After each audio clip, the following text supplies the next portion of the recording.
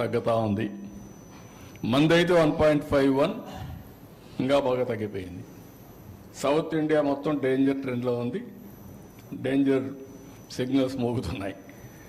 ఇంకా రాను రాను ఇప్పుడు South Korea 0.7, Japan same thing, even యూరోప్లో జర్మనీ ఇవన్నీ కూడా సేమ్ థింగ్. చైనా కూడా ఇంక డిమినిషింగ్ పాపులేషన్. వాళ్లకు మనకు చూస్తే వాళ్ళ పాపులేషన్ మనకంటే ఎక్కువ ఉండి వాళ్ళు మనకంటే తగ్గారు. మన జనాభా పెరిగింది. ఇది కొన్ని రోజులు ఉంటుంది, మళ్ళీ మనం కూడా తగ్గుతాం. So this is where population as asset. ఆస్తి జనాభాని అది మర్చిపోయి సంపద సృష్టిస్తున్నామని జనాభాను మర్చిపోతే మనం సృష్టించిన సంపద ఎవరికి ఇవ్వాలనో మనకే తెలియదు. కడాలి శ్మశానంగా తయారవుతుంది. పెద్ద ఎయిర్పోర్ట్ ఉంటుంది, ఏం చేయాలో ఎవరికి తెలియదు. ఆ ఎయిర్పోర్ట్ని ఆ రోడ్లు వెడల్పుగా ఉంటాయి, దాని మీద పోయే మనుషులు ఉండరు. ఆ పరిస్థితి వస్తుంది. So we must know how to visualize things, work forward.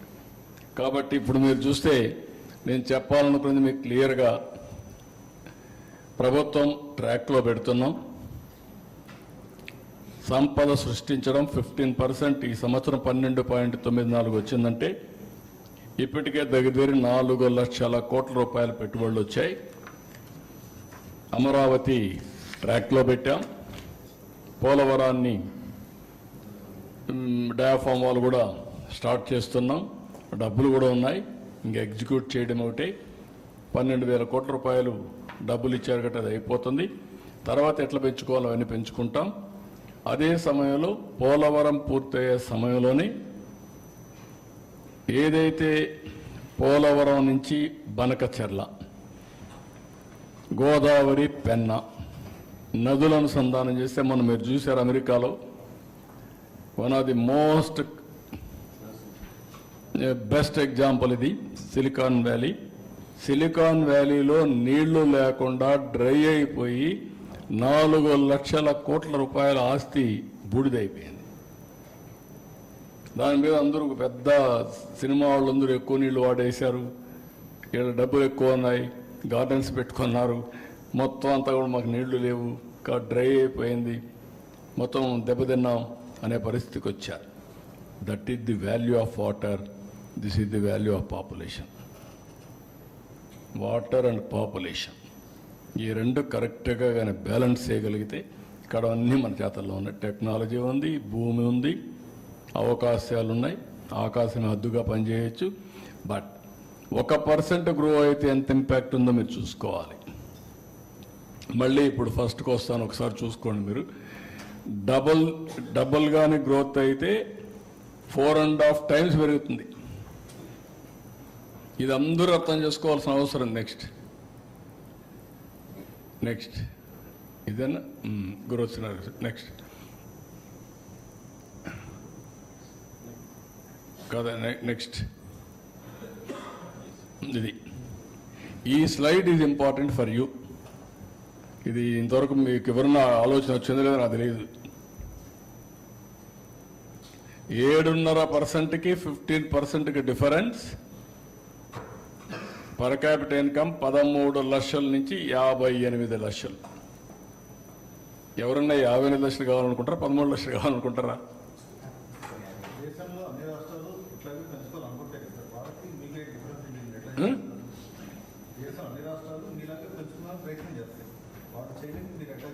అందరూ తెలివైన వాళ్ళే కదా, వాళ్ళకంటే మనం తెలివైనడుగా ఉండాలి అంతే. మన ప్రజలు కూడా తెలివైనడుగా ఉండాలి. నేను ఒక్కడనుకుంటే చేసేది లేదు. మీరు వ్యూస్ రాయడం పోయి వాస్తవాలు రాయాల, ప్రజల్ని చైతన్యవంతులు చేయాల.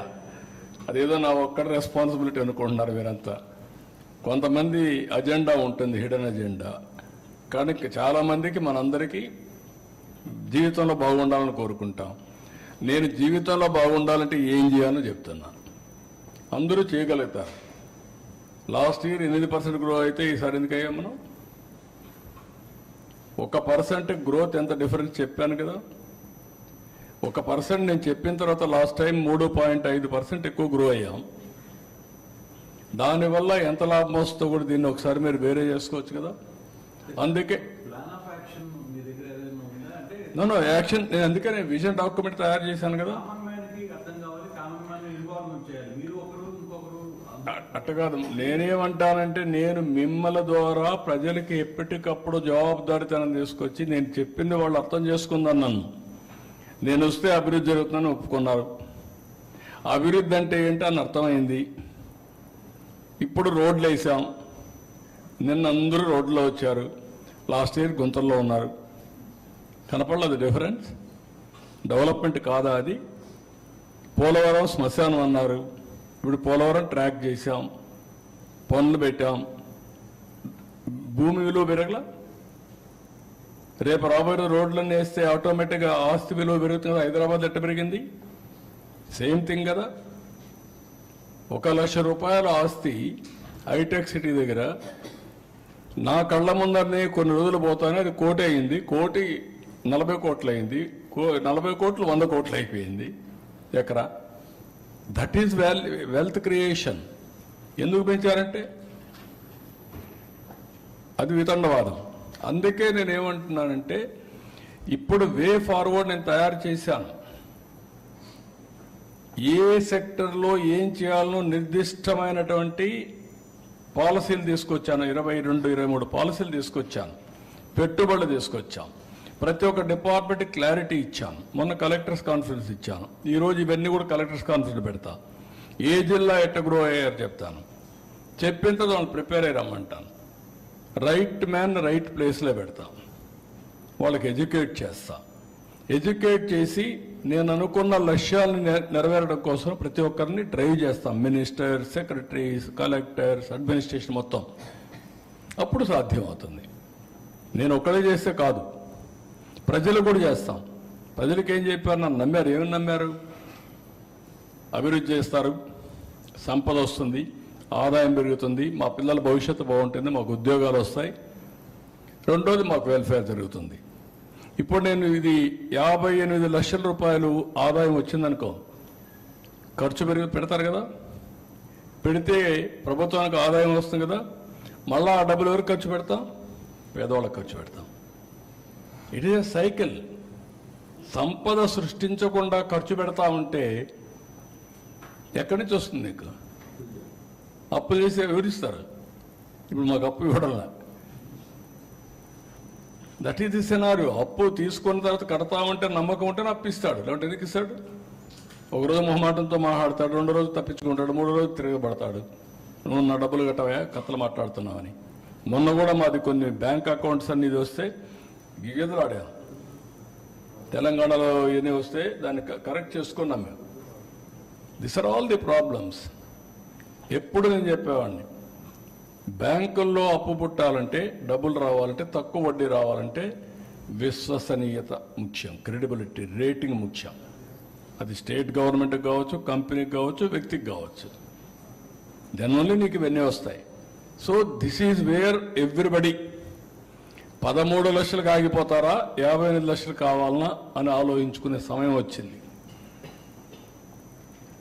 తెలుగుదేశం పార్టీ కంటిన్యూగా ఉంటే 57 లక్షల ఆదాయం వస్తుంది 47కి ప్రతి ఒక్క కుటుంబానికి, ప్రతి ఒక్క వ్యక్తికి. అదే అతను అలాంటి వాళ్ళు ఉంటే ఈ 13 లక్షలు 21 లక్షల్లో ఇంకా ట్రాప్లో ఉంటారు. అది కూడా వస్తుంది చెప్పలేము. అప్పులు ఎక్కువైపోయినాక ఏం చేస్తారు? ఇప్పుడు ఇచ్చేవాడు అప్పులు ఇచ్చేవాడు రాడు. ఇప్పుడుండే ప్రస్తుతం రేట్ చూస్తే 160 చూస్తే 25 years అవన్నీ కూడా వర్క్. అప్పుడు అదే అప్పుడు పెరుగుతుంది, కానీ ఇది పెరుగుతుంది, పర్ క్యాపిటల్ ఇన్కమ్ పెరుగుతుంది, కానీ ఇది తగ్గుతుంది. అంతే పెరుగుతుంది.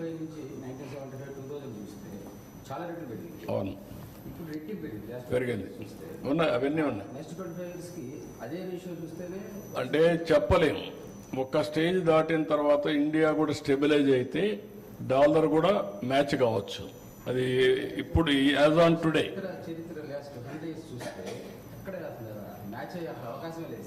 చూడాలి. దాన్ని నేను కూడా కొంచెం ఎగ్జామిన్ చేయాలి.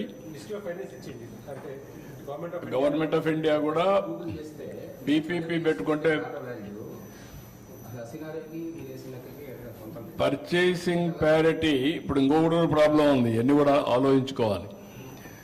ఇప్పుడు జపాన్కి పోతే రేట్ ఆఫ్ ఇన్ఫ్లేషన్ లేదు, డిఫ్లేషన్ ఉంది.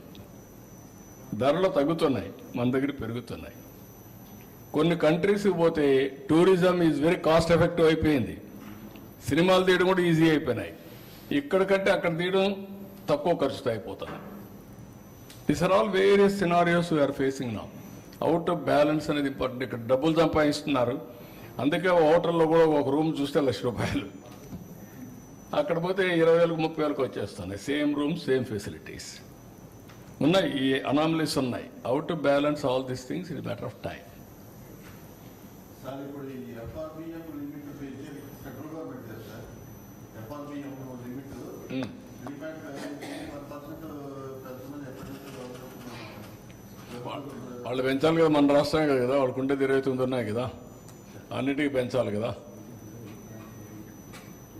మీకు మన చేతుల్లో ఉండే పనులు మనం చేసుకుంటూ వాళ్ళకి దగ్గర ఏం చేయాలో గట్టిగా మాట్లాడి అది ఎంతవరకు అవుతుందో అంతవరకు అవుతాయి. మనం ఒకరికే చేయరు, దేశానికి మొత్తం.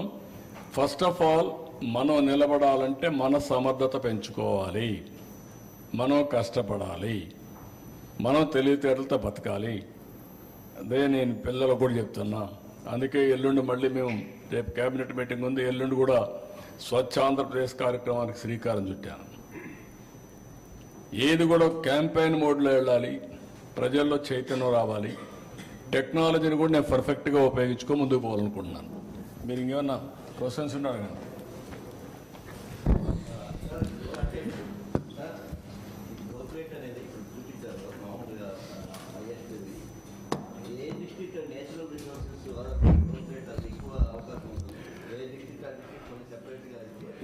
అది కూడా తయారు చేస్తున్న అప్ టు విలేజ్ వరకు పోతున్నాం.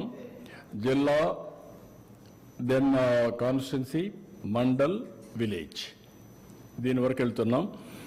ఎక్కడైతే పర్ క్యాపిటా జిఎస్టిపి తక్కువ ఉందో, పర్ క్యాపిటా తక్కువ ఉందో దాని మీద శ్రద్ధ పెడుతున్నాం. ఎట్లయితే నేను P4 తీసుకొచ్చానో సేమ్ థింగ్ బ్యాక్వర్డ్ ఏరియాస్ కొన్ని నేచురల్గా ఉన్నాయి. విశాఖపట్నం ఎక్కువ తలసరి ఆదాయం వస్తుంది, గ్రోత్ కూడా ఉంటుంది, number 1. Tirupati is one more district, it is emerging as a giant in ఫ్యూచర్లో. Tirupati because Krishnapatnam port, airport and industrialization, city city ఇవన్నీ వల్ల అది కూడా ఎమర్జ్ అవుతుంది. రాయలసీమ కూడా రాబోయే రోజుల్లో రాయలసీమ విల్ ఎమర్జ్.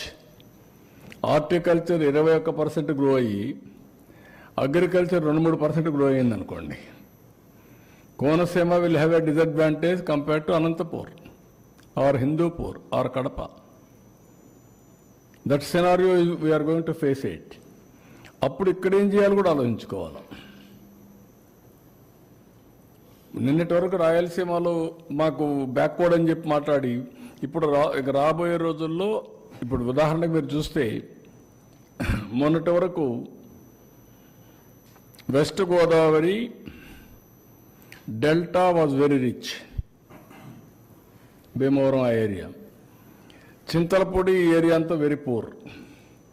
ఇప్పుడు రివర్స్ అయింది. పామ్ ఆయిల్ ఇక్కడ వచ్చింది, పామ్ ఆయిల్ 1,50,000 2 లక్షల ఆదాయం వస్తుంది. Can you imagine? That is the economy is changing. మీరు ఎస్టిమేషన్ చేసిన ప్రొజెక్షన్కి ఓన్లీ ఇందాక చూస్తే అగ్రికల్చర్ సెక్టర్ మాత్రమే ఎక్కువ ఉంది సార్. మిగతా సెక్టర్స్ పరిస్థితి ఏంటి? వాటి వాట్ ఐఎమ్ సేయింగ్, నేను అందుకే మీతో మాట్లాడింది నా 10 పాయింట్లలో zero poverty, employment, population management, skill development, then water, then product perfection, logistics.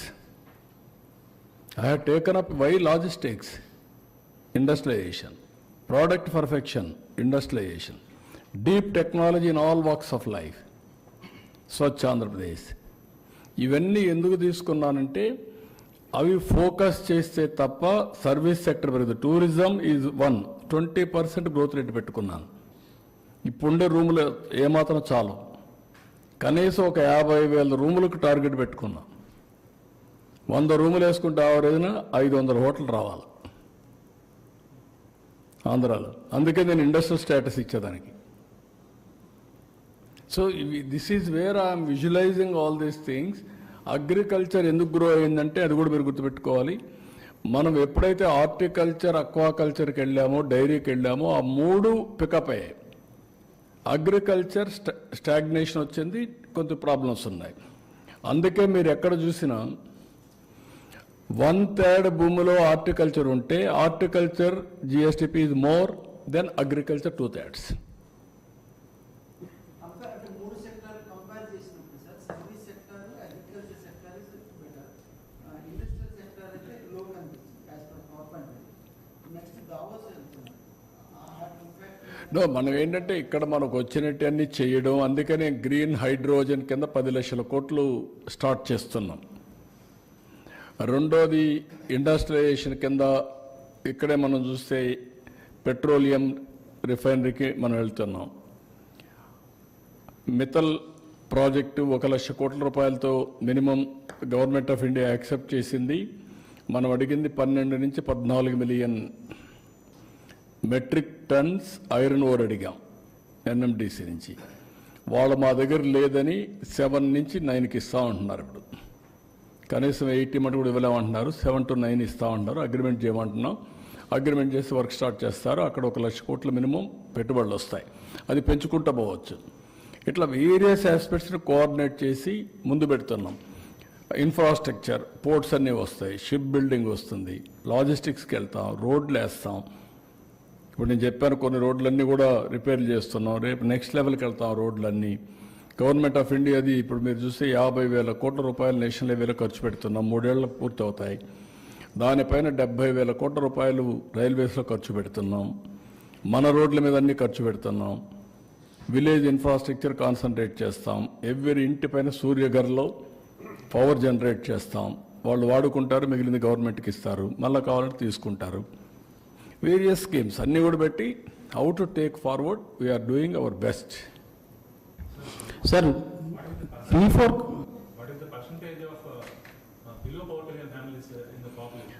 మన వాళ్ళ లెక్క ప్రకారం అంటే 2 ఉన్నాయి ఇక్కడ. రిలేటివ్లీ 12 లక్షల కుటుంబాలు బీపీఎల్ అని అన్నిటికంటే లోయెస్ట్ ఉండేది. ఫస్ట్ 12 లక్షల ఫ్యామిలీస్ని ఐడెంటిఫై చేయమన్నాను.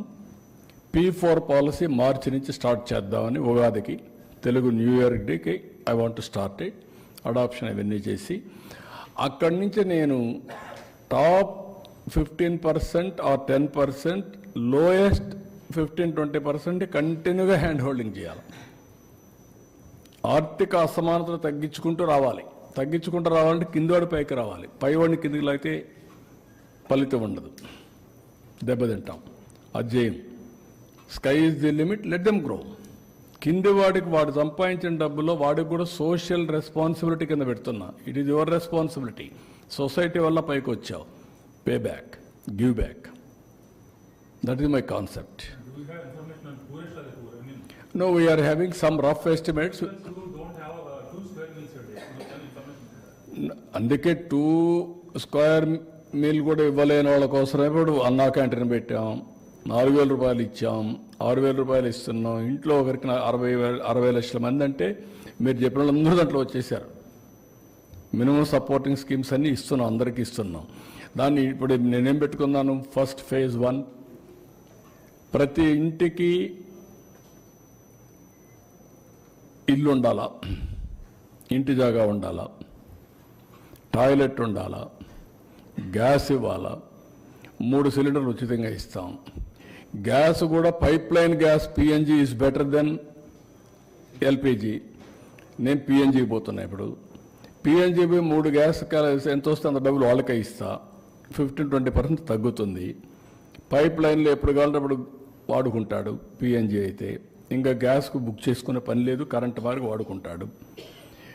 తర్వాత మీకు అక్కడికి వచ్చినప్పుడు పవర్ ఇస్తా, tap water, every home tap water ఇస్తాం. ఇప్పుడు దీంతో మీకు ఏమైంది, ఆల్మోస్ట్ ఆల్ ఎవ్రీథింగ్ ఒక వ్యక్తికి కావాల్సిన అవసరాలన్నీ ప్రొవైడ్ చేస్తాం. ఆ village habitation, beautiful cement road, drainage, street lights, waste నుంచి ఏదైతే గార్బేజ్ చేయడం కోసం చెత్త కలెక్షన్ ఇంట్లో నుంచి దాన్ని గార్బేజ్ని తీసుకుపోయి కాంపోస్ట్ చేయడం, మళ్ళా పొలాలకు ఉపయోగించడం, ప్రతి ఒక్క ఊరిని పరిశుభ్రమైన village. Then natural farming. Natural ఫార్మింగ్లో పండిన పంట నీ ఆరోగ్యానికి చాలా భరోసా. నువ్వు హాస్పిటల్ పోయి తగ్గుతుంది, మీనింగ్ఫుల్ లైఫ్ ఉంటుంది. ఇంట్లో పైన కరెంట్ ఉత్పత్తి చేస్తున్నావు, నీ వెహికల్కి నువ్వే ఛార్జ్. నేను అడిగాను మా ఊర్లో పోయి, మా ఊర్లో కూడా 6-7 వెహికల్స్ ఉన్నాయి, 10 వెహికల్స్ కార్లు ఉన్నాయి. పక్క ఊర్లో ఇంకొక 10 ఉన్నాయన్నారు, ఇంకొక ఊర్లో చూసి 20-30 ఉన్నాయన్నారు. పిల్లలు చదువుకున్నాక వాళ్లే పంపించేస్తున్నారు. ఇప్పుడు నేను చెప్పేసిన పాలసీలో ఇంటి పైన పెట్టుకుంటే కార్ ఛార్జ్ చేసుకో, నీకు ఖర్చు లేదు. You go anywhere and come back. సైకిల్కి చేసుకో ఛార్జింగ్, స్కూటర్కి చేసుకో. నేను 200 యూనిట్లు అందరికీ ఫ్రీగా ఇస్తున్నా, 300 యూనిట్లు 78,000 ఇస్తాం సబ్సిడీ. మిగిలింది నువ్వు బారో చేసుకుని నువ్వే పే చేసుకో, కరెంట్ ఛార్జీలు కట్టే పని లేదు.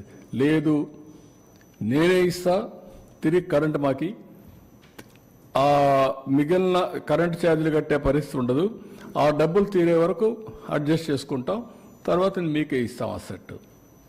Then you can generate power for monetization. డబ్బుల కోసం నువ్వు అమ్ముకోవచ్చు. సర్ప్లస్ పవర్ని ₹2.05 మేము ఇస్తాం ఇప్పుడు కొని. So I'm providing opportunities. ఇవన్నీ ఆపర్చునిటీస్ అందిపుచ్చుకునే బాధ్యత ఎవరిది? స్టేక్ హోల్డర్స్ది, ప్రజలది. వాళ్ళని మోటివేట్ చేసే బాధ్యత ఎమ్మెల్యేలది, ఎంపీలది, మీడియాది. మీరేంటంటే నెగిటివ్ వార్తలు రాయడమే మీకు అలవాటు అయిపోయింది. పాజిటివ్ వార్త అంటే దానికి మసాలా లేదు, ఎవడు చూడడు, టేకర్స్ లేరు. సిబిఎన్ని ఏదో తిడితే సీఎం అని తిట్టాడు గొప్పోడు అని మీరు పెద్ద వార్త దానికి. That is the problem.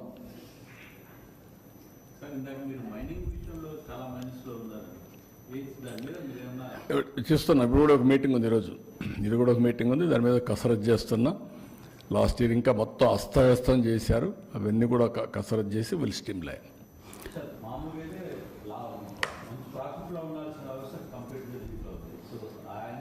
Last year చేసిన దాన్ని ఈ ఇయర్ ఇప్పుడిప్పుడే మీరు చూస్తే అలవాటైపోయిన ప్రాణాలు కొన్ని ఉన్నాయి, ఇంకా ఎక్కడికక్కడ. నాకు కూడా కొన్ని సవాళ్ళు ఉన్నాయి, అన్ని సవాళ్ళు ఎదుర్కొంటున్నాను.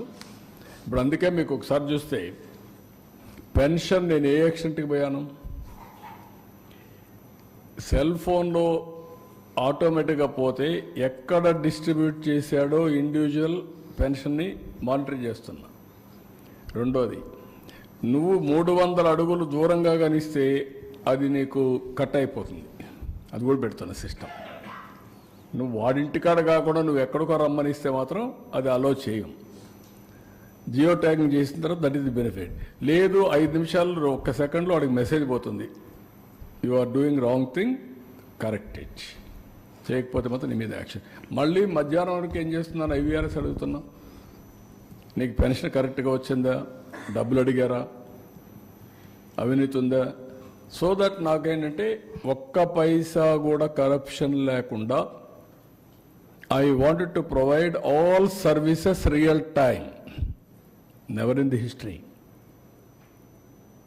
ప్యాడీ ప్రొక్యూర్మెంట్ ఉంది, రైతు వచ్చాడు, వస్తానే నా ప్యాడీ ఉంది తీసుకోమంటున్నాడు, తీసుకోమంటే శాంపుల్స్ తీస్తున్నాం, అక్కడ మాయిశ్చర్ టెస్ట్ చేస్తున్నాం, దెన్ ఆర్డర్ ఇస్తున్నాడు, నేరుగా రైస్ మిల్కి వెళ్తుంది. రైస్ మిల్లో ఏంటి, ఆటోమేటిక్గా మళ్ళీ మాయిశ్చరు టెస్ట్ చేస్తారు, 2 టాలీ కావాలి. మెషిన్ క్యాలిబ్రేషన్లో కూడా ప్రాబ్లం ఉంటే వెయిట్స్ అండ్ మెజర్స్ని మళ్ళీ స్ట్రీమ్ లైన్ చేస్తున్నా, ఒకటే మెషిన్ ఇస్తాం. అది అయిన తర్వాత నేను ఐవీఆర్ఎస్ అడుగుతున్నా, వాడు పేమెంట్ అవుతుంది, అన్లోడ్ చేస్తాడు, వాడు తీసుకున్నట్టు పెడితే నెక్స్ట్ మూమెంట్లో డబ్బులు ఆయన అకౌంట్లో వేస్తా. 1 అవర్లో బ్యాంకు పోయి డబ్బులు తీసుకోవచ్చు, బ్యాంకు కూడా పోవక్కర్లా, ఆన్లైన్లో పేమెంట్ పే చేసుకోవచ్చు. Can you imagine? That is the power of technology. ఎల్లుండి ఐఎమ్ ఇనాగ్రేటింగ్ వాట్సాప్ గవర్నెన్స్. నువ్వు మెసేజ్ పెడితే పెట్టు, తెలియదు నువ్వు మాట్లాడు, నువ్వు voice message convert to text for action, again voice message నీకు వస్తుంది, దాన్ని డెవలప్ చేయమన్నా. దిస్ ఈజ్ వేర్ నేనేంటంటే టెక్నాలజీ ఉపయోగించుకొని పేదవాడికి ఏ విధంగా చేయాలి, ఇబ్బందులు లేకుండా ఏ విధంగా ముందుకు పోవాలని. కానీ కొంతమందికి ఇవి కూడా ఏదో మాట్లాడుతూ ఉంటారు కన్ఫ్యూజ్ చేయడానికి. But we are using every step. Real time governance is that. అంటే నేను ఎందుకు అడుగుతున్నాను సార్, మీరు మీ కంటెంట్ సంపద సృష్టి అనే దాని దృష్టిలో ఉన్నారు, మైనింగ్ లాంటి వాటిని No, not only that, what I am saying, ప్రభుత్వానికి కొన్ని కోట్ల రూపాయలు నష్టం వచ్చే పరిస్థితి. డెఫినెట్గా వీఆర్ అట్ ఇట్. క్వశ్చన్ లేదు, దాంట్లో వదిలిపెట్టే సమస్య లేదు. నా దృష్టికి వచ్చింది, అవన్నీ చేస్తున్నాం. ఈ ప్రాధాన్యతలో ఒకసారి మీతో ఇప్పుడు ప్రెస్ కాన్ఫరెన్స్ అనుకున్నాను అనుకో, 15 నిమిషాలు కొన్నాను, 1 అవర్ తీసుకున్నారు, ఇంకో 15 మంది వెయిట్ చేస్తున్నారు. దాని తర్వాత మీటింగ్ ఒకటి ఉంది. వీఆర్ ఆల్సో హ్యూమన్ బీయింగ్స్ కదా, మెషిన్స్ కాదు కదా పనిచేయడానికి. కంప్యూటర్లకే అలసిపోతూ ఉంటాయి ఒకసారి అంటే.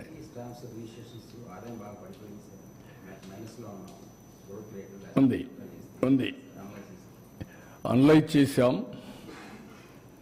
ఒక 2-3-4 డిపార్ట్మెంట్లో నేను ఇంకోటి కూడా ఈరోజు మా వాళ్ళకి ఇన్స్ట్రక్షన్స్ ఇచ్చాను. జిల్లాల వారీగా అందరికీ ఇవన్నీ కూడా రివ్యూ చేయమంటున్నాం. మా కలెక్టర్స్ కూడా రెస్పాన్సిబిలిటీ పెడుతున్నాం. రెవెన్యూ కలెక్షన్, జిఎస్టిపి కూడా వాళ్ళ బాధ్యత. ఒక అడ్మినిస్ట్రేషన్ సరిగా లేనప్పుడు కానీ, లేకపోతే లీడర్ సరిగా లేనప్పుడు కానీ కొన్ని ప్రాబ్లమ్స్ వస్తూ ఉంటాయి. యూనిఫామిటీ రాదు. అవన్నీ అనలైజ్ చేసి ఇవన్నీ మర్చిపోయారు కదా మా వాళ్ళందరూ కూడా కొంతమంది. ఇప్పుడు అన్ని అకౌంటబిలిటీ ఫిక్స్ చేస్తున్నా. రైట్ మ్యాన్ని రైట్ ప్లేస్లో పెడతాం. ఉండేవాళ్ళు కూడా మాకు తక్కువ ఉన్నారు మనుషులు, అది వేరే విషయం. మాకు ఉండేదే తక్కువ. చిన్న రాష్ట్రం అయింది, దాంట్లో కొంతమంది చెడగొట్టారు.